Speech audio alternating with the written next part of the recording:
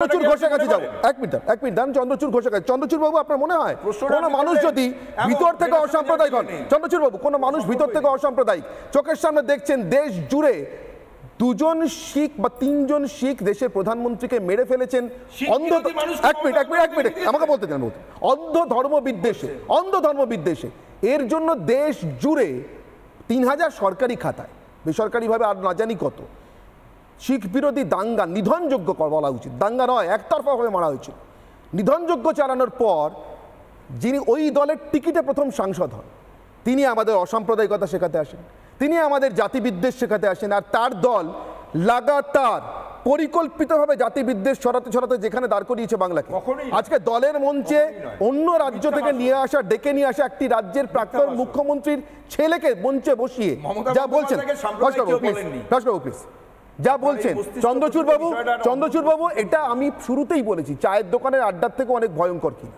কোথায় নিয়ে যেতে চায় তৃণমূল আমাদের? চায়ের দোকানে আড্ডা সকলের বলার অধিকার থাকে।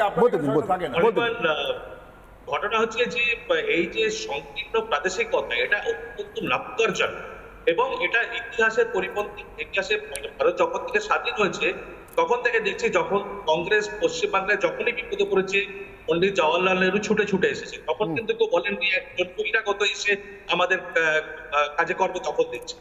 আর কাজে কর্মে দখল দিচ্ছে কি বাংলাটাকে কারো জমিদারি নাকি কোনো দলের যে দেশের প্রধানমন্ত্রী আসবে মানে এটা কি কোনো একটা ইন্ডিপেন্ডেন্ট রিপাবলিক হয়ে গেছে নাকি যে প্রধানমন্ত্রী গৃহমন্ত্রী দেশের তারা বহিরাগত? আর বহিরাগত ব্যাপারটা কি এই গত নির্বাচনে যখন শত্রুঘ্ন সিনহা জিতেছে বাংলাকে কিভাবে রিপ্রেজেন্ট করেছেন, ওনাদের পার্লামেন্টের কন্ট্রিবিউশনটা কতটা পার্টিসিপেট করেছে, পার্টিসিপেশন রেশিওটা কি? বিধানসভা ভোটের প্রেক্ষিতে বলতে দিন কোন ভোটের প্রেক্ষিতে? যে ভোটের প্রেক্ষিতে বলে তখন অত্যন্ত অসভ্য, অত্যন্ত সাম্প্রদায়িক, অত্যন্ত জাতিবিদ্বেষী কথা। ভারতের মাটিতে দাঁড়িয়ে একটি রাজ্যের মানুষ আরেকটি রাজ্যের মানুষকে বহিরাগত বলতেই পারেন না ভাস্কর বাবু। বলার পরে তার এদেশের সংবিধানের নামে শপথ নেওয়ার কোনো অধিকার নেই। বিধানসভা ভোটে দাঁড়াতে গেলে সেই অঞ্চলের ভাস্কর বাবু থামুন। চন্দ্রচূড় বাবু বলুন। একটা বড় গেম প্ল্যান রয়েছে সেটা হচ্ছে যে রাজ্যের ভেতরে সবকটি ইনস্টিটিউশনকে কবজা করে নেওয়া হয়েছে, পুলিশ থেকে শুরু করে সবকটি ইনস্টিটিউশনকে কবজা করে নেওয়া হয়েছে এবং সেখানে করাপশন একদম ছেয়ে গেছে। বাইরে অর্থাৎ রাজ্যের বাইরে দেশের কেন্দ্র থেকে যখন সেখানে নজরদারি চালানো হচ্ছে আইন মেনে সংবিধান অনুসারে সেটা অবশ্যই অসুবিধাজনক হয়ে পড়ছে। ফলে তাদেরকে আটকানোর একটা দুর্বলতা একটা চেষ্টা হচ্ছে যে দেখুন এরা এসে আমাদের আপনাদের জন্য আমরা করছি ভুল তথ্য দিয়ে মিথ্যা কথা বলে নতুন গল্প রচনা করে যে কোনো ভাবে ওনাদের একটা আটকানোর প্রচেষ্টায়।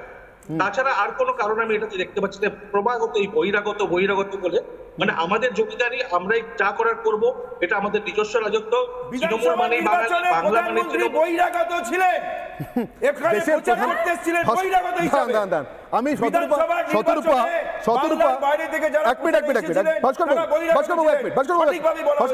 একদম ঠিক আপনি যা বলছেন আমি ঠিক এই কথাটাই বলতে চাইছি। চন্দ্রচূড় বাবু তৃণমূল কংগ্রেস দেখুন ঠিক ভাস্কর বাবু যে স্পিরিটে আছেন একেবারে সচেতন ভাবে ঘৃণা ছড়াচ্ছে, দেশের প্রধানমন্ত্রীকে একটি রাজ্যের বিধানসভায় বহিরাগত বলছে। আমি ঠিক এই কারণে জিজ্ঞাসা করছি শতরূপা, এই দেশের জাতীয় নির্বাচন কমিশন বলে যদি কোনো কিছুর অস্তিত্ব থাকে, তার কাছে যদি সংবিধানে কোনো মূল্য থাকে, তৃণমূল কংগ্রেস দলটাকে জাতি বিদ্বেষী সংগঠন বলে ঘোষণা করা উচিত কিনা? শতরূপা বলুন। দেখো এটা তো ডেফিনেটলি ইলেকশন কমিশনের প্রেরোগেটিভ। আমি ন্যাশনাল পার্টির ওয়ার্ল্ডস লার্জেস্ট ন্যাশনাল পার্টির রিপ্রেজেন্টেটিভ হয়ে আমি এই ধরনের ছোট কথা বলতে রাজি নই। ছোট নয় শতরূপা, বিপদটা অনেক বড়।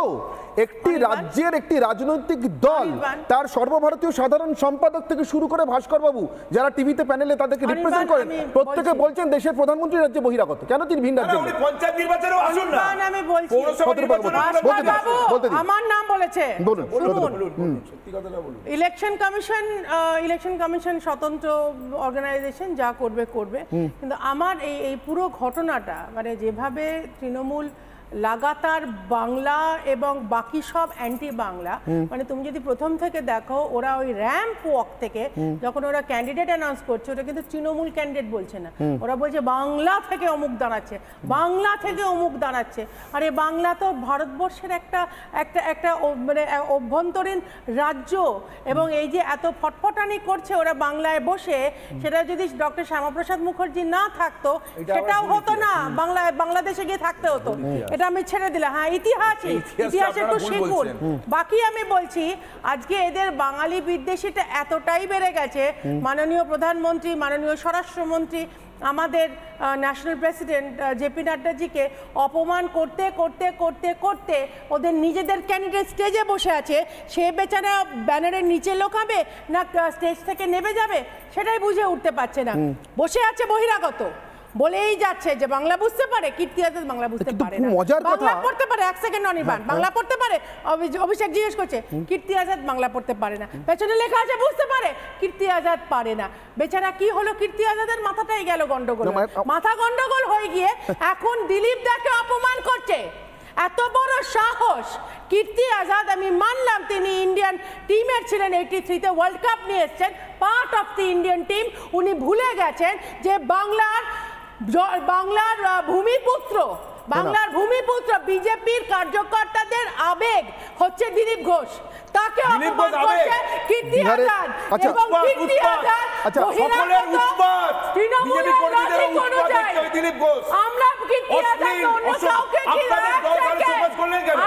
যদি বিজেপির আবেগ হয় তাহলে বিজেপি তাকে শোকজ করেছে কেন? উত্তর দিন। দিলীপ ঘোষকে শোকজ করেছে বিজেপি করেননি? ও কাম অন, শোকজ করেছে কারণ আমরা এতটাই ভদ্র পার্টি, আমাদের ন্যাশনাল প্রেসিডেন্টের মনে হয়েছে যে দিলীপ দা এই আবেগের বশে যে কথাটা ইউজ করেছে দ্যাট ইজ আনপার্লামেন্টারি। আবেগপূর্ণ মানুষকে শোকজ করা হয়, ডিসিপ্লিন আছে। অভিষেক কে? অভিষেকের অস্তিত্ব কি? তার আর কি আইডেন্টিটি? আমি ভাস্কর বাবুর কাছে একটা প্রশ্ন করবো। ভাস্কর বাবু, একটা প্রশ্ন, আমি প্লিজ এদিক ওদিক না গিয়ে একটু সোজা উত্তর দেবেন তো। আপনি একটু আগে বলছিলেন না গালভরে বিধানসভা নির্বাচনে বহিরাগত বলা হয়েছে, বলছিলেন তো? আচ্ছা, বিধানসভা নির্বাচনে জিতেই তো রাজ্যের ক্ষমতা এসছে তৃণমূল, তাই তো? আরে বাবা, কি আপনারা একটা বলে একটা উত্তর দেন। বিধানসভা নির্বাচনে জিতে এসছে তো রাজ্যের ক্ষমতা। আচ্ছা, রাজ্য চালানোর জন্যই টাকার দরকার, তো টাকার দরকার, টাকাটা তো দরকার। তা বহিরাগত কাজে চাইছেন কেন? তাহলে বহিরাগত কাজে চাইছেন কেন? তাহলে বহিরাগত কাজে চাইছেন কেন? নরেন্দ্র মোদী বহিরাগত, প্রধানমন্ত্রী বহিরাগত, টাকা চাওয়ার বেলা বহিরাগত নয়, টাকা চাওয়ার বেলা বহিরাগত নয়। আসলে ভাস্কর বাবু, ভাস্কর বাবু, ভাস্কর বাবু, ভাস্কর বাবু, ভাস্কর বাবু, ভাস্কর বাবু, ভাস্কর বাবু, ভাস্কর বাবু, বাংলার টাকা প্রাপ্ত টাকা বাংলা ক্যান্ডিডেট বলেছেন কেন? কেন বলেছেন বাংলা ক্যান্ডিডেট?